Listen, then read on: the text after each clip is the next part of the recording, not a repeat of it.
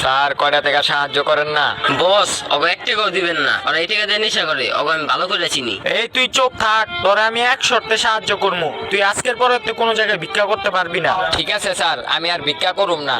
আচ্ছা এই লো, এই যে 2 লাখ টাকা আছে। স্যার আপনার কাছে আমি ওয়াদা করলাম আমি আজকের থেকে আর ভিক্ষা করুম না। ওকে যাই। বস এটা আপনি কি করলেন?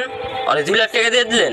আমি চাই না আমার দেশে কোনো মানুষ ভিক্ষা করুক। দেখছো তো আজকে আমার দেশের থেকে একটা ভিক্ষুক কমাই দিছি। বস আপনি তো দেশের লিগে অনেক ভাবেন। এখন আয়।